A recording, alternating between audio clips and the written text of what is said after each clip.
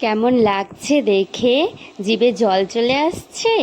চলো তোমাদের আজকে সর্ষে ইলিশের রেসিপিটা দেখাই, আমি ঠিক কীরকম করে করি। নমস্কার, আমি পিয়ালি। আমার এই ছোট্ট বিন্দাস গার্ল চ্যানেলে তোমাদের অনেক অনেক স্বাগত জানাই। আজকে সর্ষে ইলিশ করব, তো আমি ঠিক কিভাবে করি আসো তোমাদেরকে দেখাই। ইলিশ মাছের পিসগুলো কিন্তু একটু ছোটই নিয়েছি, বাড়িতে এই সাইজেরই এনেছিল, তাই ভাবলাম আমি রান্নাটা করি, তাই ভিডিওটাও বানিয়ে নিলাম তোমাদেরকে দেখানোর জন্য। ভালো লাগলে অবশ্যই কমেন্টে জানিও। আমি এখন মাছগুলিকে নুন হলুদ আর একটু সামান্য কাঁচা তেল নিয়ে নিয়েছি। ভালো করে এখন মাখিয়ে নিব, যাতে নুনটা মাছের ভিতরে ভালো করে ঢুকে যায়। আমি একটু রেস্টের জন্য রেখে দিব 15 মিনিটের মতো। ততক্ষণে আমি বাকি মশলাগুলোও করে নিব। দেখো নুন হলুদ মাখা হয়ে গেছে, এখন একটু ঢেকে রেস্টে রেখে দিব। আমার চ্যানেলে যদি কেউ নতুন এসে থাকো, চ্যানেলটি সাবস্ক্রাইব করে দিও। আর আমার ভিডিওগুলো কেমন লাগলো কমেন্টে জানাতে একদম ভুলো না। তো চলো বেশি কথা না বলে মশলাটাও বানিয়ে ফেলি। আমি যেহেতু সর্ষে ইলিশ করব, তার জন্য সর্ষে তো লাগছেই। এখানে কালো সর্ষা নিয়ে নিয়েছি, কালো সর্ষা আমি 2 চামচ দিব। আর সাদা সর্ষাও নিয়ে নিয়েছি, সাদা সর্ষা 1 চামচ দেব। তারপরে কয়েকটা কাঁচা লঙ্কা দিয়ে পেস্ট বানিয়ে নিব। পেস্টটা কিন্তু একটু গাঢ় করে বানাবো, বেশি জল দিলে আবার নষ্ট হয়ে যাবে। আমি কিন্তু এখানে একটু গাঢ় করে পেস্টটা বানিয়েছি।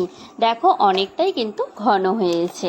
পেস্টটা একটু বাটির মধ্যে আগে আলাদা করে তুলে নিব। তারপরে মশলাগুলি যে লেগে আছে আমি একটু জল দিয়ে ধুয়ে ঢেলে দিব। আমি প্রথমে মশলাটা একটু ঠিক করেছিলাম, এখন একটু জল দিয়ে ঢেলে পাতলা করে নিব। কারণ আমি যেহেতু গ্রেভিটা একদম স্মুথ করতে চাচ্ছি, তার জন্য আমাকে ছাঁকনি দিয়ে একটু ছেঁকে নিতে লাগবে।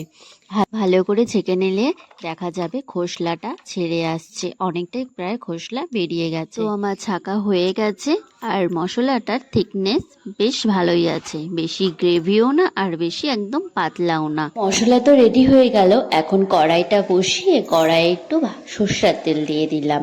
সর্ষের তেলটা ভালো করে আগে গরম করে নেব। আর কটা কালো জিরা সোমবার তো দেওয়া হয়ে গেল, এখন 2টা কাঁচা লঙ্কা দিয়ে আমি মশলাটা দিয়ে দিব।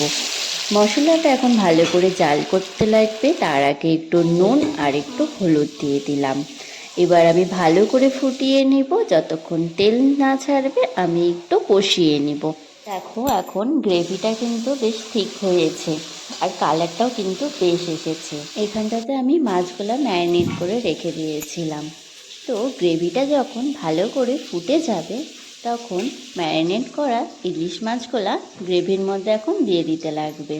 দেখো মশলাটাও ফুটে গেছে, এখন আমি একটা একটা করে মাছ মশলার মধ্যে মাছগুলো দেওয়ার পরে মাছের উপরে মশলাগুলো একটু দিয়ে দিব। উপরে মশলাগুলো দিয়ে আমি এখন 5 মিনিটের জন্য মাছগুলি একটু ঢেকে দিব, একটু ফুটবে। আমি কিন্তু এখনই জল দিইনি, কারণ মাছের থেকেও তেল ছাড়বে, এখন খেতে বেশ লাগবে না, তার জন্য জলটা আমি পরেই দিব। তো ঢাকা দেওয়ার 5 মিনিট পরে মাছগুলো দেখো ভালো করে এক পাশ সিদ্ধ হয়ে গেছে। আমি এখন একটা একটা করে উল্টে আবার 5 মিনিটের জন্য ঢেকে দেব। আর এখন এই প্রসেসটা কিন্তু একটু সাবধানে করতে হবে, কারণ ইলিশ মাছ একে তো নরম, তার মধ্যে ভেঙে যাওয়ার সম্ভাবনা। তুলেই দেখো বেশ তেল ছেড়ে দিয়েছে, এখন জল দিব। সামান্য অল্প করে জল দিয়ে কয়টা কাঁচা লঙ্কা দিয়ে দিব। তো জাল হলেই রেডি আমাদের সর্ষে ইলিশ। এখন 2-3 মিনিটের জন্য ঢাকনা দিয়ে রাখবো, তারপর নামিয়ে নেব।